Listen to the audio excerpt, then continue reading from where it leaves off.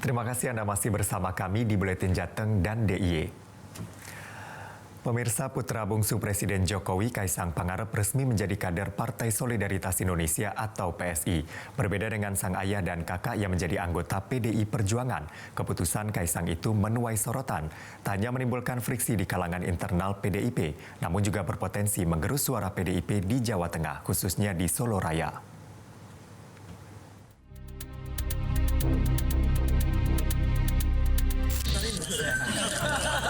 Teka-teki isu putra bungsu Presiden Joko Widodo, Kaisang Pangarep, terjun ke dunia politik akhirnya terjawab. Kaisang resmi menjadi kader Partai Solidaritas Indonesia atau PSI.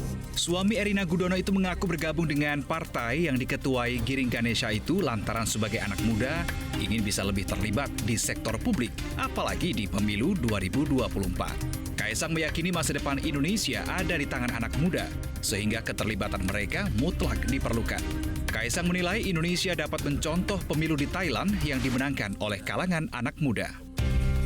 Ya, pilihannya itu balik lagi karena saya lihat diisi oleh anak-anak muda yang punya kompetensi, punya semangat, daya juang bagus. Kenapa tidak? Izin ke Pak Jokowi nggak, Pak? Mas, izin ke Pak Jokowi? Ya, minta restu pasti, tapi kan namanya juga beliau itu kan sibuk banget kan. Tapi kan ada pesan juga langsung kan. Sejumlah elit PDI Perjuangan buka suara merespon sikap Kaisang tersebut. Meski ada aturan larangan berbeda partai dalam satu keluarga, namun politisi PDIP Deddy Sitorus menyebut partainya menghargai langkah berani Kaisang. Tak hanya itu, baca pres PDI Perjuangan Ganjar Pranowo menegaskan semua orang punya hak untuk berdemokrasi.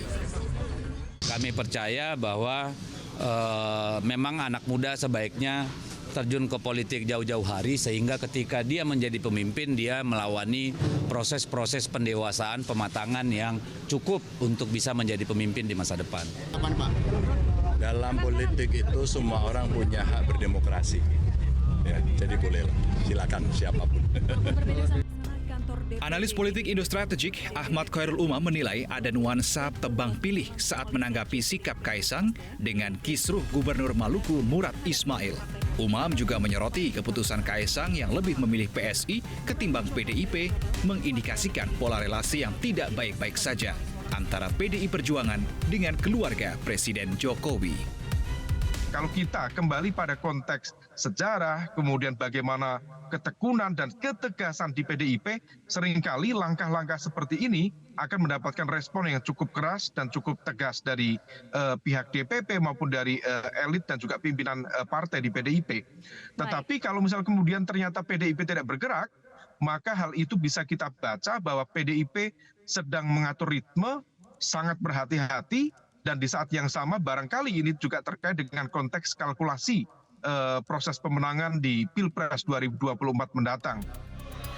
Di sisi lain, PDIP menurut Umam berpotensi kehilangan suara dari loyalis Jokowi, terutama basis massa di Jawa, serta Indonesia bagian timur bergeser tidak berada di PDIP. Namun, sesuai dengan preferensi dari Jokowi yang direpresentasikan oleh keberpihakan keluarga Jokowi sendiri. Tim Liputan, Metro TV. Jelajahi cara baru mendapatkan informasi. Download Metro TV Extend sekarang.